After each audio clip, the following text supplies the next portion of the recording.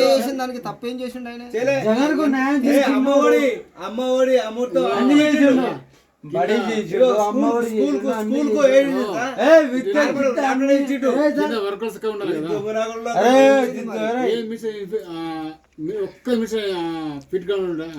జగన్ ఒక మాట అన్నాడు, ఏమన్నాడన్న? ఒక మాట అన్నాడు, ఏమనంటే నేను చేసిన తప్పు, నా పక్క పక్కన చేసిన తప్పు ఏదో కానీ అదే నాకు ప్రజలు తీర్మానం ఇచ్చారు, దానికి శిరస వహిస్తా, ప్రజల పక్షాన నేను నిలబడతాను. కానీ జగన్ ఓడిపోవడం నువ్వు అసలు జీర్ణించుకోవట్లేవు. అమ్మతోడన్నా నేను చచ్చిపోవాలనిపించింది కానీ సో తెలంగాణ వాసి అన్న పేరు ఉపేందర్, తెలంగాణ వాసి, జూనియర్ ఎన్టీఆర్ అంటే లైక్, తెలంగాణ వాసి. ఏపీలో జగన్ ప్రభుత్వం అవుతుందో జగన్ అన్న ఓడిపోవడం అసలు జీర్ణించుకోవట్లేదు. అసలు జగన్ ఓడిపోవడానికి అతను చేసిన తప్పేంటి అన్న, ఎన్నో కార్యక్రమాలు చేసిండు, అసలు ఎందుకు ఓడిపోతాడని చెప్పి అసలు అతను శోక చంద్రంలో అయితే మునిగిపోవడం జరుగుతుంది. చెప్పండి అన్న, ఇంకా మీరు అసలు ఏం చెప్పదలుచుకుంటున్నారు?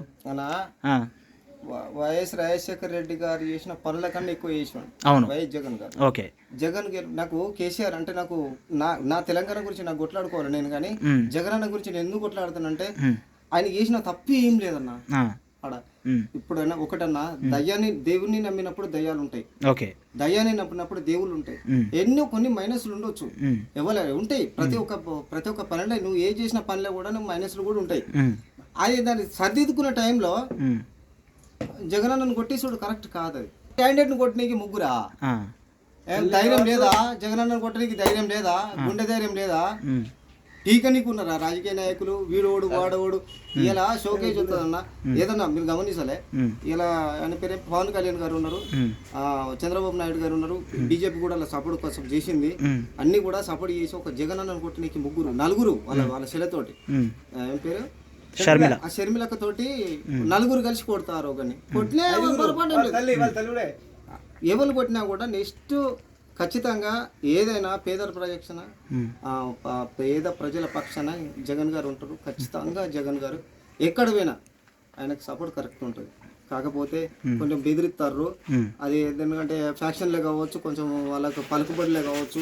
ఓటుకు 10,000 రూపాయలు ఇచ్చి గెలిపించుకున్న కొడుకులు ఈ జగన్ అన్న ఒడగొట్టాలని చూసిరు, ఒడగొట్టిళ్ళు, పక్క ఏం లేదు. ఎప్పుడు కానీ జగన్ పక్షాన, జగన్ సార్ పక్షాన, జగన్ అన్న పక్షాన అందరు ప్రజలు ఉన్నారు. ఎక్కడ ఏం కాదు, ఒకసారి చూద్దాం.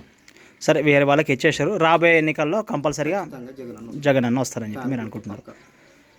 ఓకే, ఇది మన తెలంగాణలో ఉన్నటువంటి జగన్ అన్న వీరాభిమాని. జగన్ అన్న ఓడిపోవడం అసలు జీర్ణించుకోవట్లేదు.